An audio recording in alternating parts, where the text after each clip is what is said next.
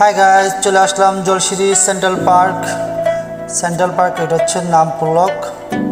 এটা অনেক সুন্দর।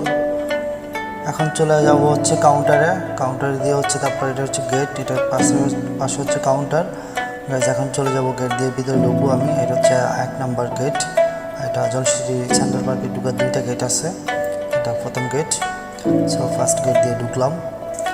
দেখেন না গাইস, এত সুন্দর, এত বিউটিফুল, এত গ্রিন আপনি কোথাও পাবেন না। এত ঢাকার আশেপাশে, ঢাকার একদম পাশে জলশিরি সেন্ট্রাল পার্ক। ঢাকা আপনি যে কোনো জায়গাতে যান, বনানী থেকে গেলে আপনার হচ্ছে সর্বোচ্চ 20 মিনিট থেকে 25 মিনিট লাগবে। এটা হচ্ছে 300 ফিট হয়ে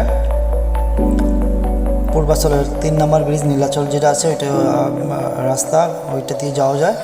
অথবা আপনি চাইলে 5 নম্বর ব্রিজের উপর দিয়ে যে রাস্তাটা গেছে, ওখানে সাইনবোর্ডে লেখা আছে জলশিরি সেন্ট্রাল পার্ক বা জলশিরি আবাসন প্রকল্প, ওখানে চলে যাবেন। গেলে হচ্ছে আপনার 9 নম্বর সেক্টরের পাশে হচ্ছে 15 নম্বর আর 9 নম্বর সেক্টরের পাশে হচ্ছে Jolshiri central park. So guys আপনারা দেখতে থাকুন।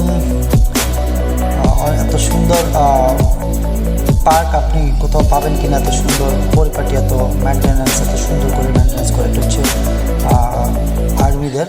সো গাইজ আপনারা মাথায় রাখবেন, এখানে আসতে হলে সকাল 9টা থেকে 19 কোটির ভিতরে থাকতে হবে, আসতে হবে।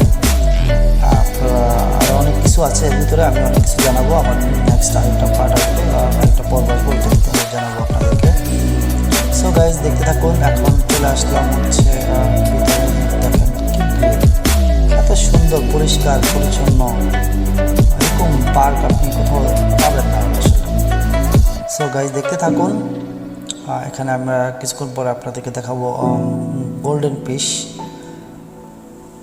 সো গাইজ এই চলতে হাঁটতে হাঁটতে যাচ্ছি, আমি একটু সামনে আগাচ্ছি গোল্ডেন ফিশ দেখার জন্য আপনাদেরকে। এই যে চলে আসলাম গোল্ডেন ফিশ। এখানে হচ্ছে গোল্ডেন ফিশ আছে। পানিটার জন্য, সূর্যের আলোর জন্য আসলে ভালো করে ক্লিয়ার আসে নাই। সো অনেক ফিশ আছে এখানে। গোল্ডেন ফিশগুলো দেখতে পাচ্ছেন আপনারা। এখানকার ডিজাইনগুলা দেখেন, অসাধারণ আসলে।